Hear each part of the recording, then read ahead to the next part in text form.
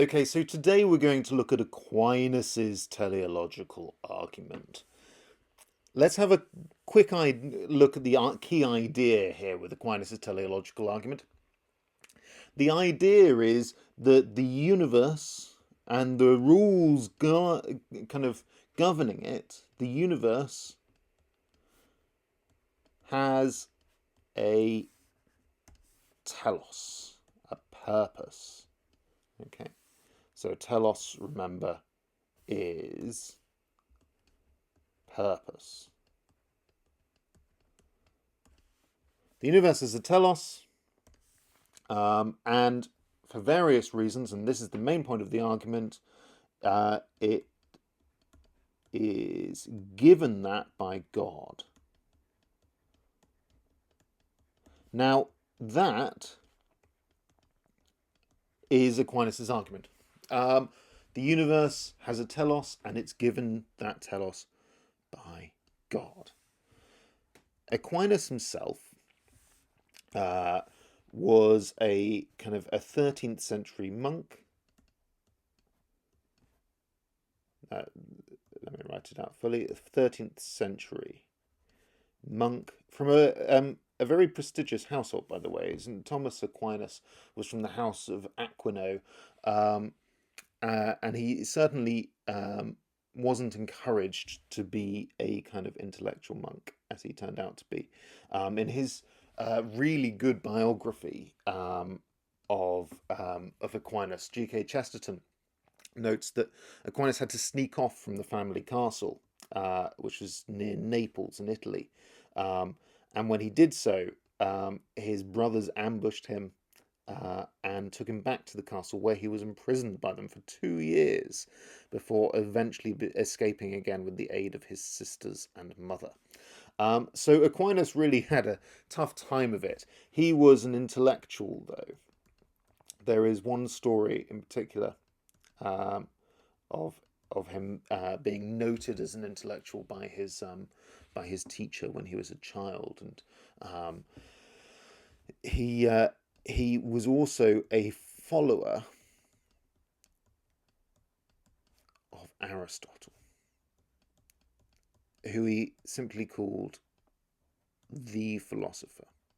And Aristotle's kind of teleological metaphysics, so view of the world, informs this argument a lot.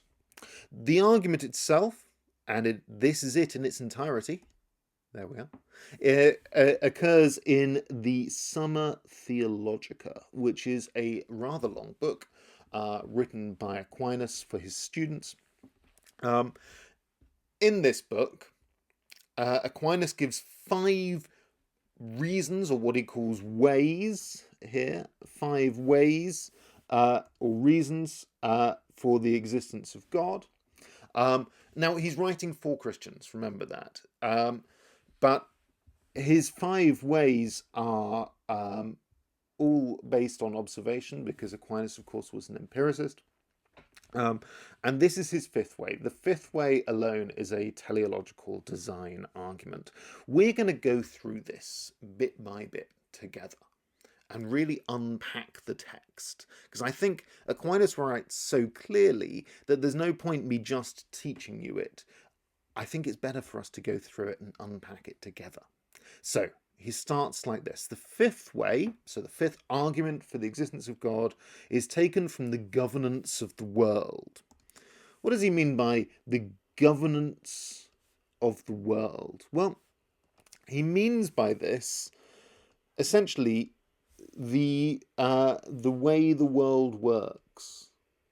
Okay, the way it works. He's talking about regularity specifically. So regularity is a really important word here. Regularity in nature. What we mean by that is cause and effect happening all the time and in the same kind of way, for instance. He says, look, when I look at the governance of the world, the way that nature operates, be that stones or clouds or trees or whatever, we see that things which lack intelligence, so unintelligent things, such as natural bodies he means here are, rocks again, or soil, or plants, or whatever, act for an end. Act for an end. In other words, they have a telos. And what he means by telos is like a tree will grow upwards, but also, when one rock hits another, that one will then follow on in the same way. He's drawing from Aristotle here. He's saying that everything in the world has a telos, has a purpose.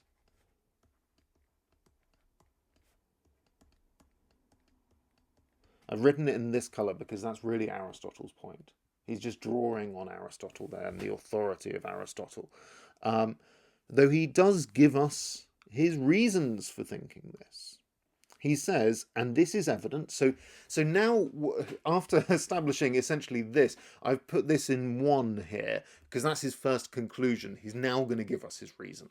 Okay, so it's kind of the wrong way around, but it's the way that Aquinas chooses to write. So here's his conclusion. Everything in nature has a telos. The world itself is full of teloses. And he says this is evident from their acting always or nearly always in the same way, so as to obtain the best result. In other words, this what he's saying here is that everything appears to act with regularity. It's regular. And it is efficient. Like when you hit that rock against that rock, that always then goes that way. It's the same every single time. And he's saying, that's odd. That needs an explanation. So that's his first part of the argument done. Okay, so everything has a telos in nature. Well, why is that? What is the ultimate reason for it? Here, he gives us his second conclusion.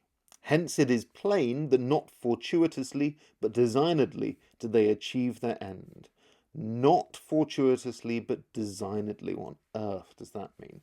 Do they achieve their end? So they achieve their telos. Well, not fortuitously, I'm going to put this in the definition colour.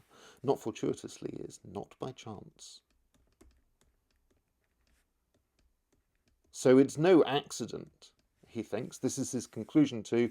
There's no accident that it happens, but it is by design. That's what designedly means. It's by design. Okay.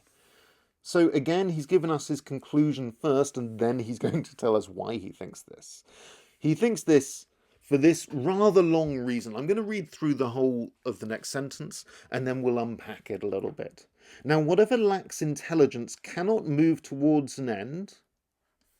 Lacks intelligence cannot move towards an end unless it be directed by some being endowed with knowledge and intelligence, as the arrow is shot to its mark by the archer.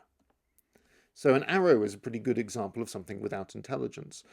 And if you see an arrow flying along, well, you'd think that it is sent there by something with intelligence, an archer, like this.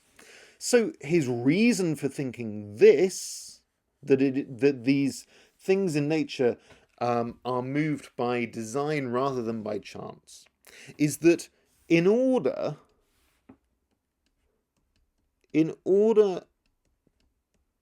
to kind of gain a telos, in order to aim essentially at a telos, you need to have an idea of it. Now, the commentator Edward Feser, who writes some excellent books on Aquinas. Oh, there was a loud noise just then. I believe there's a firework going off. I apologise. So where was I? Yes, the commentator Edward Feser, who writes rather good books on Aquinas, it gives us an example. He says, look, when a builder's building a house, their telos is the house, the final product. The house can't construct itself because the house doesn't have an idea of it, whereas the builder does. The builder has a blueprint, right? And the builder follows that blueprint. In the same way, we might say, well, this archer sends an arrow towards the target because he has like this idea here of a specific target. It's in his mind already, this target, and so he can kind of choose to aim towards it. Yes, I know what I need to do. I need to send this arrow towards this target, and so I will. Okay, so you must have an idea of it. Now, of course, if you have an idea of it, in order to aim something, in order to have a telos, you need to have an idea of it. Well, if that's the case, then you need to be intelligent. So you might say, well, why can't these things that have a telos over here direct themselves? Well, because they are unintelligent. Okay? There must therefore be something that is intelligent, as he says here. Therefore, some intelligent being exists by whom all natural things which are unintelligent are directed to their end. Okay. So here's where we draw 1 and 2 together. The world has a telos, everything in the world has a telos, and unintelligent things with a telos must be moved by an intelligence for this reason over here, because they must have an idea. So the world must be moved by something with intelligence. And Aquinas, remember, he's writing in the 13th century. Why does he think this? Why does he think this? He thinks that this being the thing that fits this description the best is the thing we call God. So God, therefore, must exist. I just want to end here. You notice this big blank space. I just want to end here by giving you a summary version of Aquinas' argument. We've gone through the actual text, but as you can see, it's all kind of back to front. So I want to just kind of put it in kind of clearer terms if I can.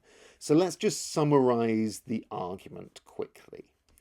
The argument runs like this. So premise 1, that's what P1 means. Premise 1, the unintelligent things, and I'll put unintelligent things in that colour, act regularly for the best result. For instance, to put this in our modern terms, when one atom hits another atom, the same result happens every time. Okay, so there's regularity in nature, is premise 1.